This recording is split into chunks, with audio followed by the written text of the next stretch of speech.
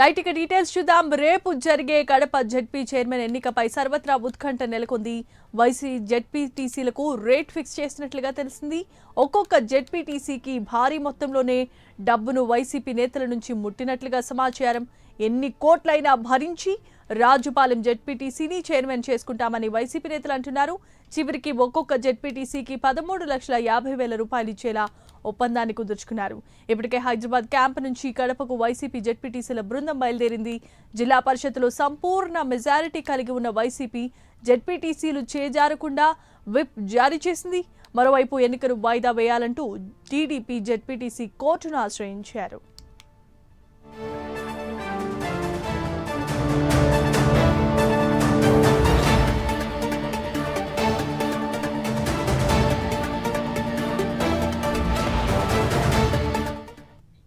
Right ఇక Kadapa ZP chairman ఎన్నికపై సర్వత్రా ఉత్కంఠ నెలకొంది. వైసీపీ జెడ్పీటీసీలకు ఒక్కొక్క జెడ్పీటీసీకి భారీ మొత్తంలోనే ముడుపులు అందినట్లుగా తెలుస్తోంది.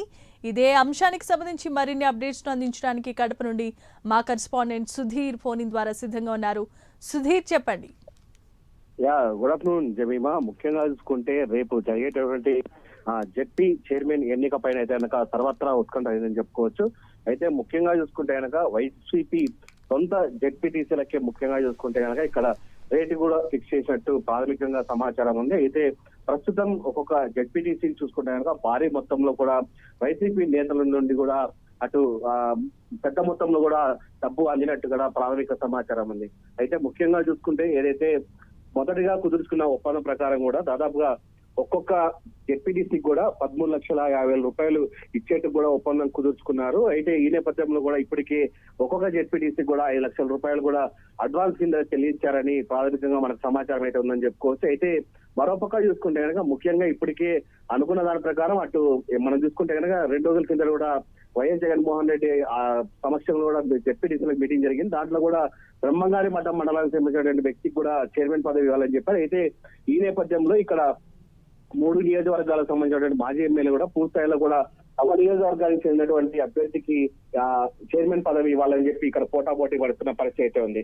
అయితే ముఖ్యంగా చూసుకుంటే కనుక ఒక నియోజకవర్గానికి చెందినటువంటి మాజీ ఎమ్మెల్యే అయితే కనుక పూర్తి స్థాయిలో కూడా నా నియోజకవర్గానికి చెందినటువంటి అభ్యర్థికి చైర్మన్ ఇవ్వాలి, నేను ఎన్ని కోట్లైనా పెట్టుకుంటానని చెప్పి ఆయన కూడా ముందుకు రావడం జరిగింది. అయితే ఇప్పటికే మనం చూసుకోవచ్చు హైదరాబాద్ క్యాంపు కార్యాలయం నుంచి కూడా ఇప్పటికే జెడ్పీటీసీలందరూ కూడా బయలుదేరడం జరిగింది. దాదాపుగా జడ్చర్లు కూడా దాటినట్టు ప్రాథమికంగా సమాచారం ఉంది. వీళ్ళందరినీ కూడా ఈరోజు రాత్రికి దాదాపుగా ఇడుగుపై ఎస్ఐట్ తీసుకొచ్చి తరలించినారు. దాదాపు రాత్రి వీళ్ళంతా కూడా అక్కడ బస చేసి రేపు ఉదయం 10 గంటలకు కూడా ఏదైతే జెడ్పీ ప్రాంగణం ఉందో అక్కడికి చేరుకున్నారు. అయితే ముఖ్యంగా చూసుకుంటే రేపు జరిగినటువంటి జెడ్పీ చైర్మన్ ఎన్నికల పైన అయితే పూర్తిస్థాయిలో సర్వత్రా ఉత్కంఠతను మనం చెప్పుకోవచ్చు మేము. Right, thanks for the update Sudheer.